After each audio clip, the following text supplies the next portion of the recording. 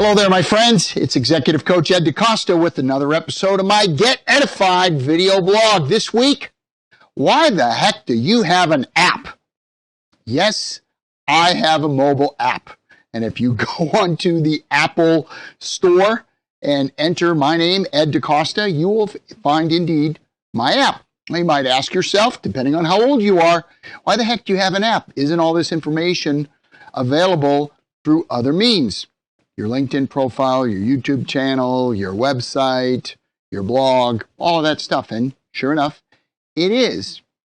But there are different preferences, communication preferences for different age groups, for different generations. And it's always been that way. Now, when I talk to executives, mostly they're in their 40s, 50s, 60s, 70s even.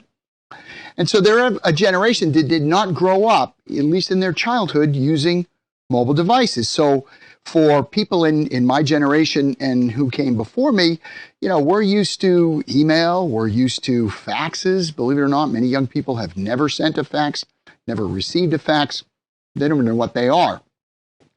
So my point is, if you want to communicate with people, use the tools, use the devices that are most accessible to them. And this is true not only of your customers, your audience, but for many executives, to your employees or to the employees of your customers or your prospective customers.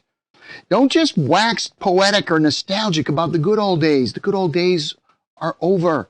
That's why they're called the good old days. You can't send an interoffice memorandum.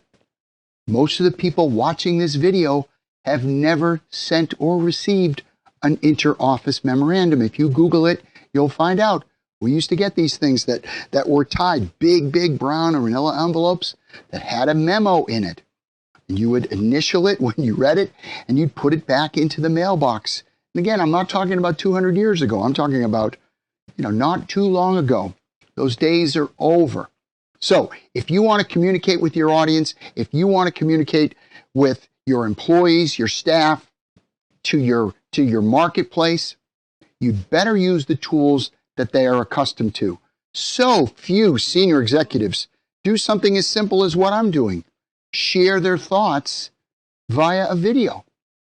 They've never done it before, so therefore they think they can't do it, which is nonsense when you think about it. So many of the things that you know how to do, there was a point in time where you didn't know how to do it, and you had to go through a learning curve. You made some mistakes, and you kept at it, and what happened? You developed a skill set for it, and then a mastery of it. And the same thing is true.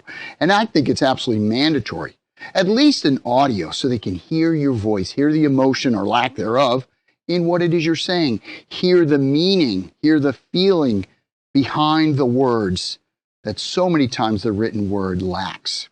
Of course, even better than audio is video, because people get to see your facial expressions and gain a sense, a better, true understanding. They're able to feel what it is you're saying far more readily than other methods. So you want to, don't criticize millennials. Don't criticize the generation after you or two generations after you because they don't do things the way you did when you were their age, because you didn't do things the way your grandparents did when they were your age. The only constant is change. As technology evolves, communication methods are going to evolve, and you need to adapt to the times or you're going to get left in the dust. Again, this might sting some of you, but I hope most of you found this helpful. My name is Ed DeCosta, and wherever you are, make it a great day.